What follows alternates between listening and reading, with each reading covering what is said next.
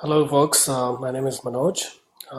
The purpose of this video is to show you how to start getting into iOS app development. So I want to go to this Apple's website where you can start building your first app. Um, so basically, I'll show you step by step on how you can start building a UI of an app. So at the end of this lecture, what you will see is a simple app with a simple UI. If you're new to this, don't worry, I'll walk you through everything. So it's going to finally show you something like this. More precisely, it's going to be something similar to this.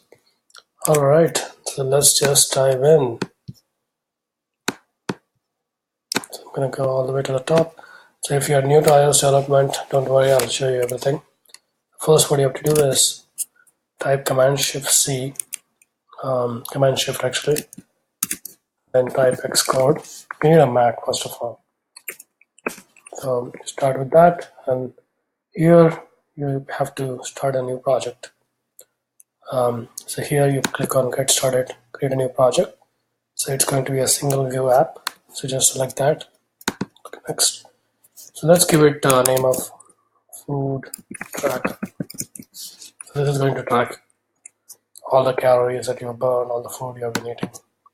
So that's next, and then let it save in Documents. Okay, so this just gives us a basic bare bones of an app. So here it tells you to sign in into your Apple developer account. I already have one, so I'm just going to select that. And then you can just run this and see what it gives.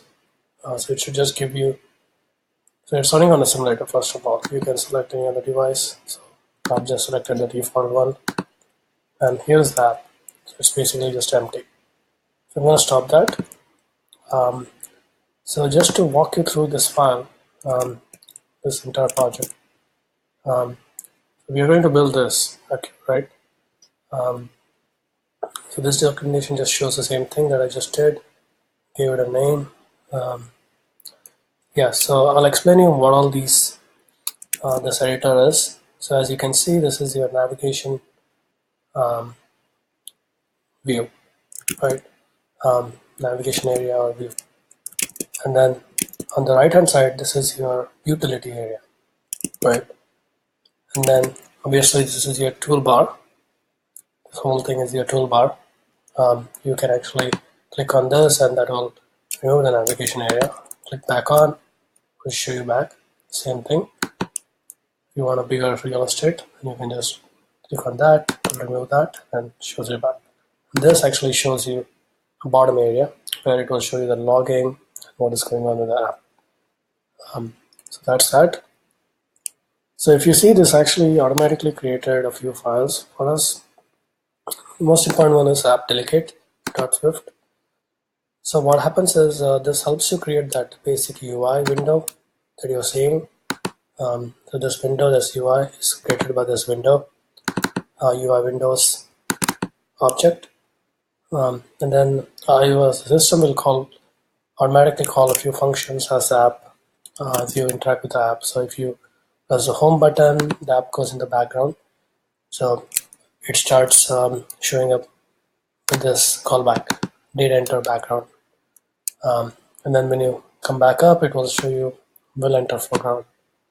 And then when it is active, it will show you did become active. And before it starts to terminate, if you try to kill your app for whatever reason, will terminate what we call first. So these are just some of the callbacks that you need to know. And all this is done by UI application.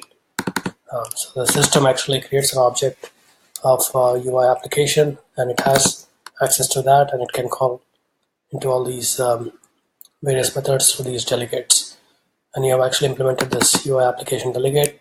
That's how it can call back into your methods. Think of a delegate as an interface.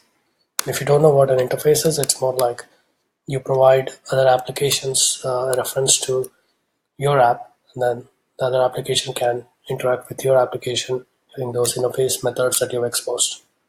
So this particular delegate has exposed, let's see if we can actually go into the method itself, UI application. It has exposed a few of those.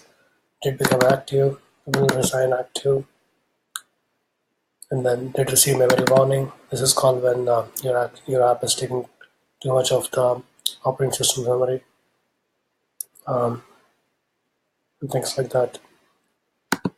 Okay, so that's that. And then basically your UI is inside the storyboard. The storyboard is a place where you can actually build your UI elements. Here is an outline of your scene.